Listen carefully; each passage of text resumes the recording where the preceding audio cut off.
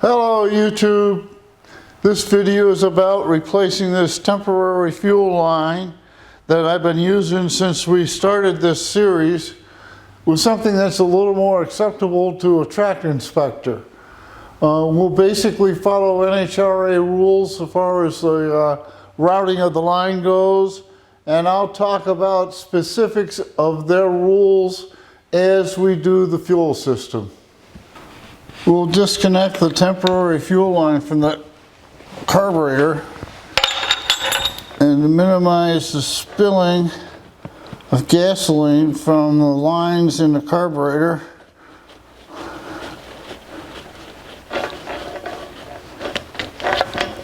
We'll put a plug over the end.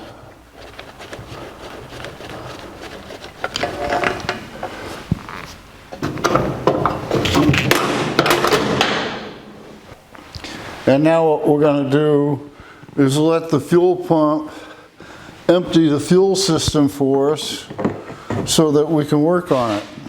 The fuel pump is pumping the fuel out of the system into our container here. What I have here is what I believe is an NHRA approvable fuel cell installation, in that it is a non-metallic fuel cell with a locking gas cap, ground to the frame, vent to the outside of the trunk, and the fuel cell is below the top of the wheel wells. The sump is enclosed in a metal box, and we'll take a look at that.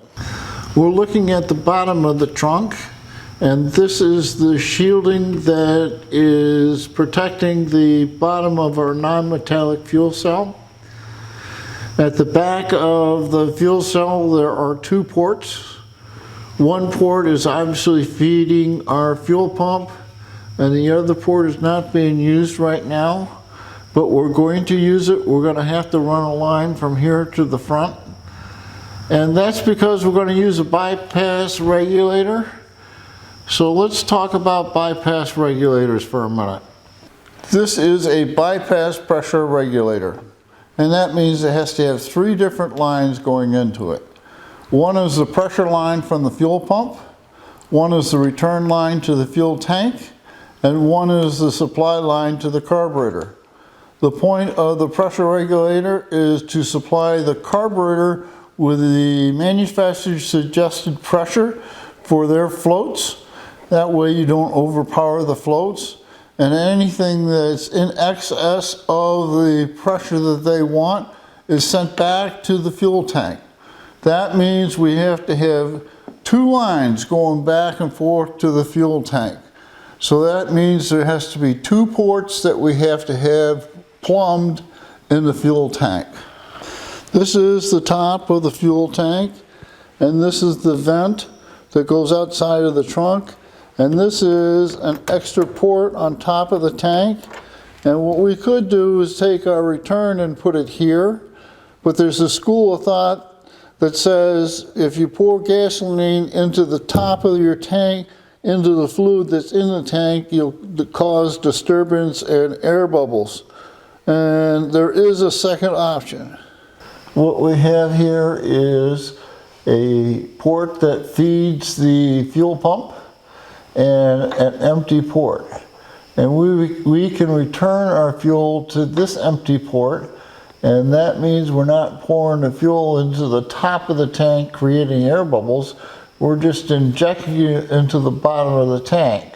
Now some people will argue that that creates turbulence in the bottom of the tank and could cause problems with the pickup, but with this application we're talking with such a small amount of fuel that I don't think it makes any difference. So let's start by taking this cap off here, and there may be some fuel here.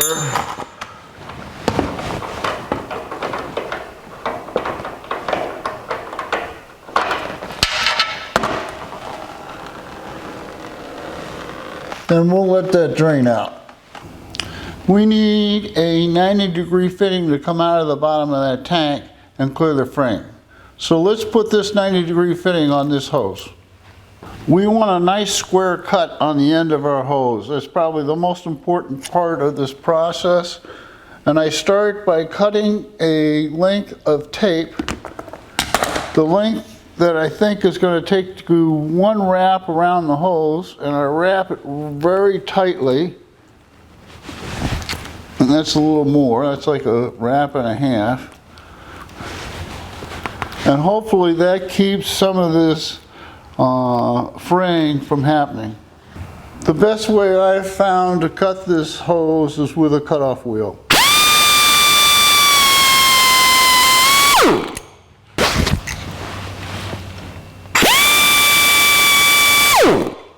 Now it's a risk, but I like to take the tape back off. I don't like to leave the tape there on the hose.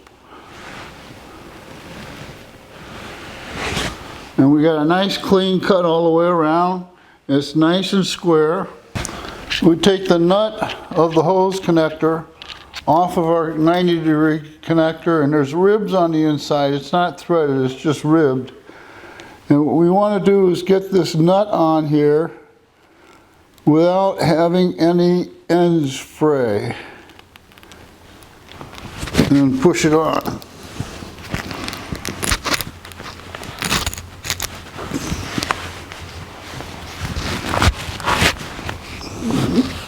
Like so. If you look carefully, you can see there's dust from when we made the cut. And you can also see that the hose is square up against the end of the threads inside the nut. And that's where we want it to be. We'll take an air hose and blow some of that dust out. More than likely, all we did was distribute that dust along the inside of this hose. So what I'm going to do is wash this hose out with water before I put it in the car. And then I'll dry it with air. This is the 90-degree fitting that screws into the end of the hose. And what I like to do is put a little anti-seize on the threads of the nut. And this cone goes inside the hose and spreads it out against the inside of this nut. So I like to put a little oil on that.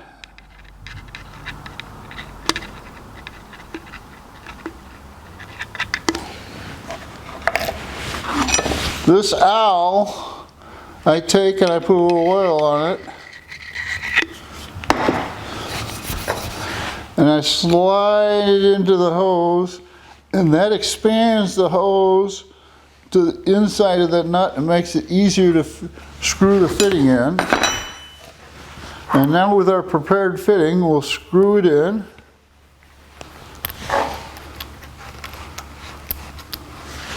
What we want to be careful about is that we're not pushing the hose out of the nut as we screw the fitting into the hose. So I got my thumb right at the end of the fitting and hose to make sure it doesn't come out. We've reached a point where we have to use a wrench, still keeping track of whether that hose is being pushed out of the nut. Alright, I like to even up the flats, and I'd like to have a gap of a thumbnail. We'll go one more flat.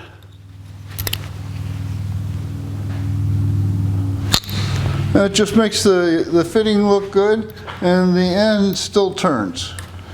We'll take a little paper towel and clean our anti-seize and oil off the outside. We'll take our return hose and screw it into the bottom of our fuel tank.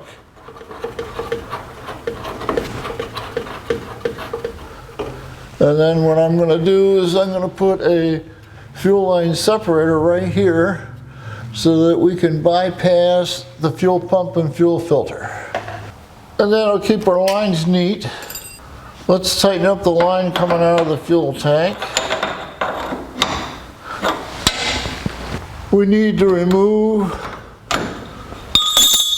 our temporary fuel line so we can put a permanent one in. And on the end of the permanent line, we need a straight fitting. So I'll go make that up. This is our bypass or return hose. And this will be our feed hose. What we have is a return hose and a feed hose that we need to get to the front of the car. What we'll continue to do is to feed this fuel line through the access port. We can then clamp it to the frame down here. I'll take this cable and I'll move it up a little bit to give us a little room. And that'll make a nice neat installation once I get all the fuel line pulled through. What you're seeing here is the return line that goes all the way up and through this pass-through, and the pressure line from the pump that goes through the pass-through.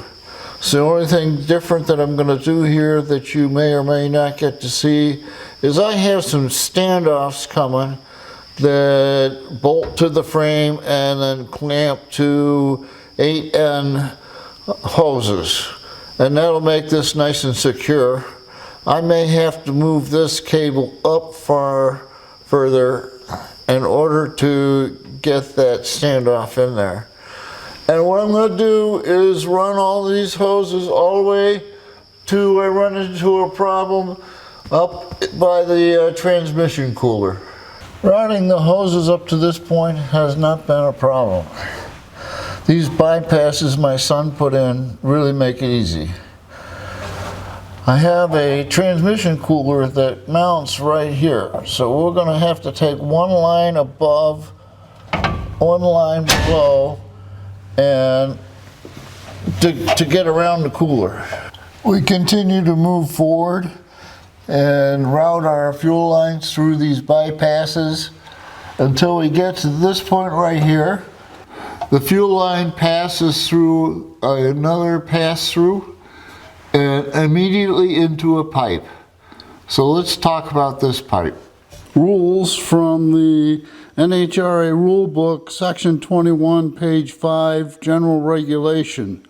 Fuel lines, in parentheses, except steel braided lines, in parentheses, in the flywheel belt housing area, must be enclosed in a 16-inch long length of steel tubing, 1/8 inch minimum wall thickness, securely mounted as protection against fuel line rupture. Well, that's what this is. This is an 1/8 inch thick and it's 16 inches long, and the flex plate is right here, so I have 8 inches here and 8 inches that way. The problem with this, the way it is it just comes out in the wrong spot. I mean, it's right on top of my electrics and it's right next to the exhaust pipe. But if I was to put a bend here, then that would clear the electric and it would also clear the exhaust pipe. So that's what we're going to do. What I'm going to do is try to put a gentle bend in this so that it fits the frame of the vehicle better and protects the hoses. Now if I put too much of a bend in it, I get a kink in it, I'm not going to be able to get the hoses through it.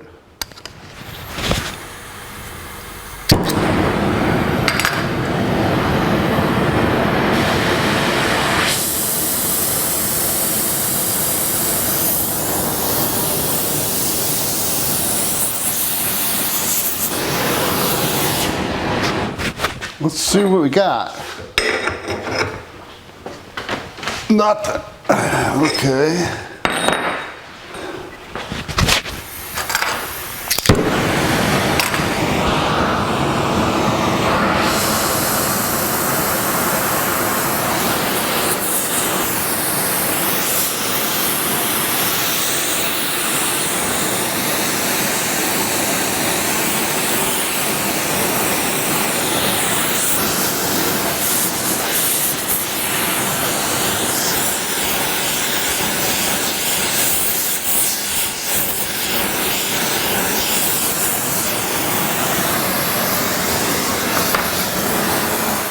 Let's see what that gets us.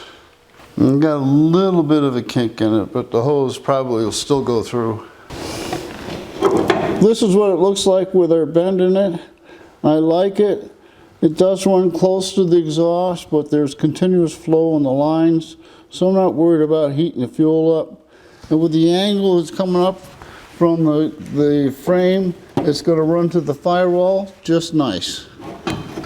With the exhaust pipe removed, we can see where this shield's going to go. And what we need to do is put a clamp here and a clamp there. I propose to use these clamps.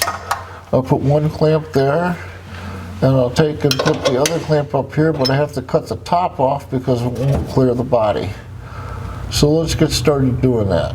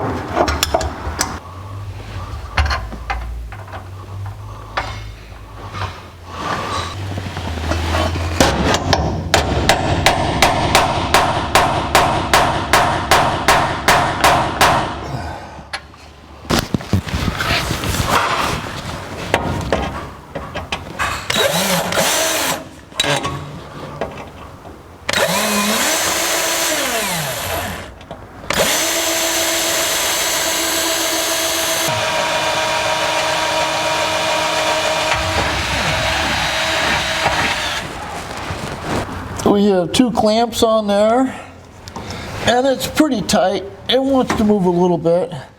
I'll put some heat shrink on the inside of each one of these clamps, and that'll tighten it up a little bit. But that's where it's going to go. I should put the exhaust pipe back in to make sure it's going to fit, but I think it will. I believe this is everything we need to finish the project except for hose. We have the clamps finished with the heat shrink around them so that there is actually a little interference so it'll hold the pipe tight. We have our bypass regulator with a 90-degree down for the feed, a straight for the return, a straight for the carburetor feed, and a 90-degree into the carburetor.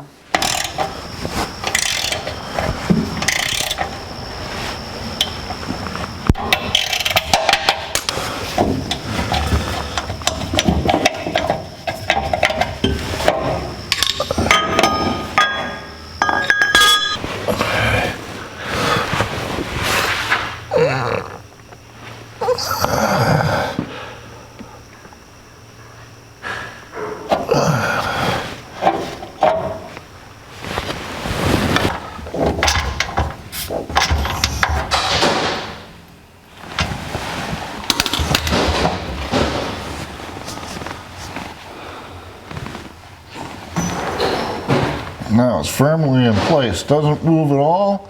It's affixed, according to NHRA, firmly to the frame. And now we'll attempt to run the gas line through the shield. There it goes.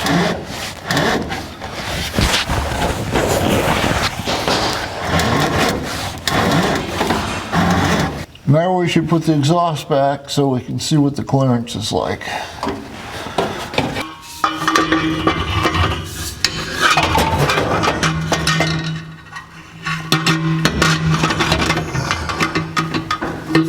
I believe we have enough space between the fuel line shield and the exhaust pipe. The next step is to mount our bypass regulator on the firewall. Section 21, page 4, under General Regulations 1.5, the last sentence in the paragraph on fuel system says that fuel pressure gauge isolators with steel braided line may be mounted on the firewall. So these lines are going to come up like that, and we're going to put this regulator someplace about like that.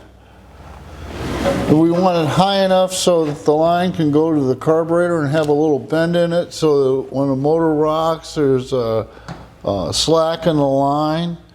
I think that's a good spot for it. It's clear of the motor when we pull the motor out. So let's mark that spot.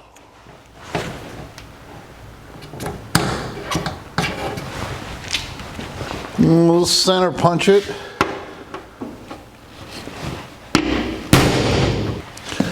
We'll drill it, and I'm certainly glad I'm not doing this on my back underneath the car.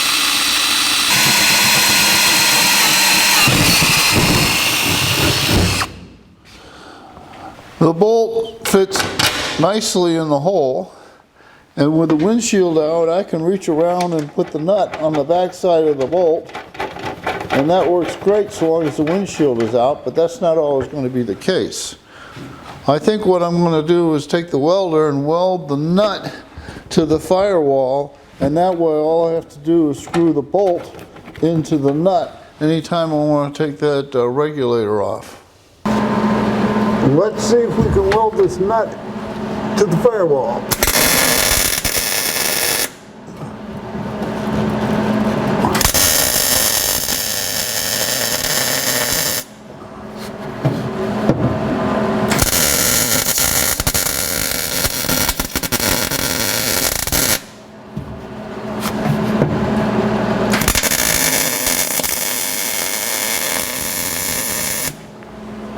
Hold it.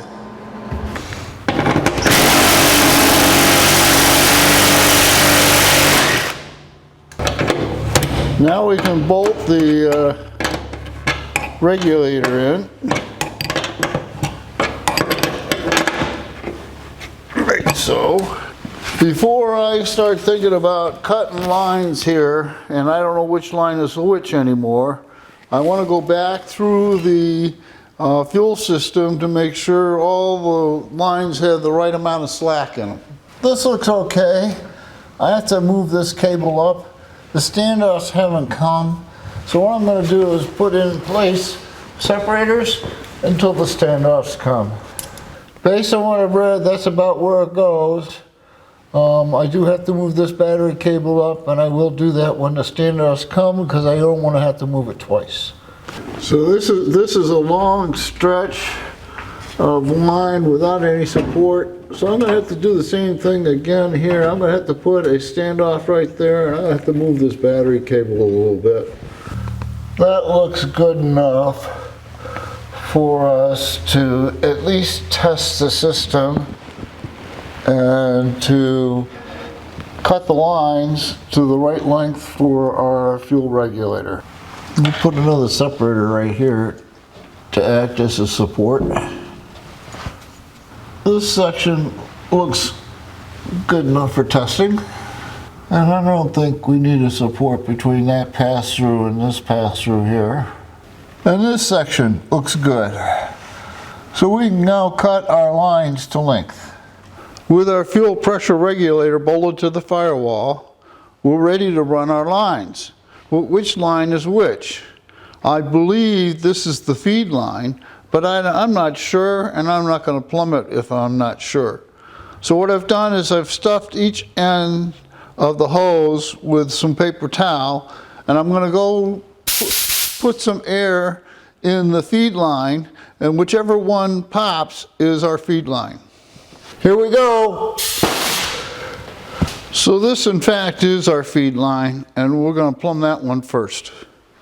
With the hoses cut to length and ends put on them, let's blow the hoses out one more time. And let's do it from the other way. With that done, we can put these lines on and tighten them up.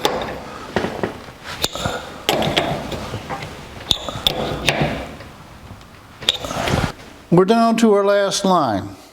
And I could run a straight line from the regulator to the carburetor, but that wouldn't allow any motion in the motor. So what I'm going to do is angle up and put a loop to the carburetor, and that'll allow the motor to move. So we need this hose to be, let's make it 8 inches.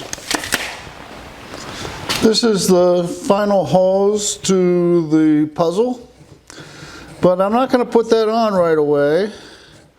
I'm going to take that off, and I'm going to put a plug on the end of here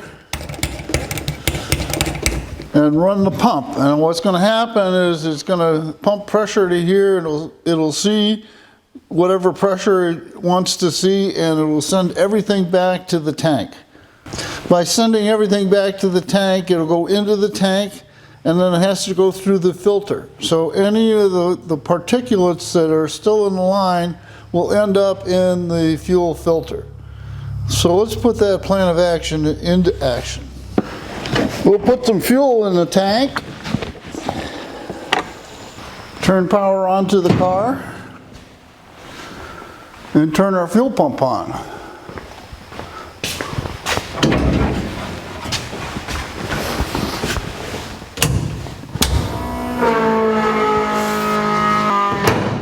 Okay, that should flush out anything that's in the lines. Let's hook up our carburetor. During that flush, I checked for leaks, and we didn't have any.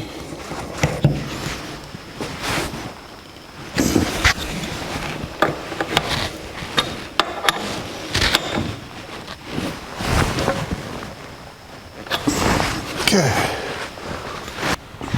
The whole point of this pressure regulator is to set the pressure at the carburetor at the manufacturer's suggested pressure. Now Holly says they want the pressure to be between 5.5 and 7.5 pounds.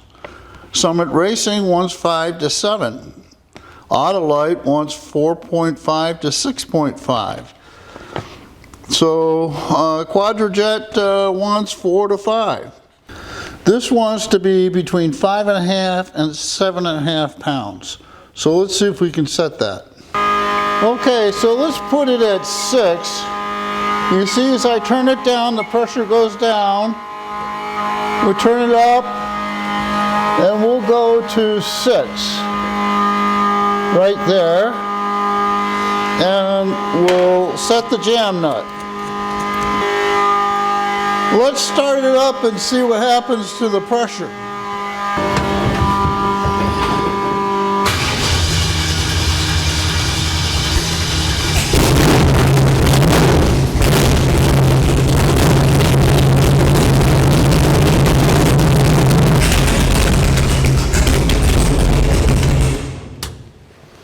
With our reading setting at exactly 7 pounds, I did raise it from 6 to 7 pounds. I think we have accomplished what we set out to do. We have a permanent fuel system in the car that an NHRA inspector should pass. We followed all the rules. If you like this video, there'll be more.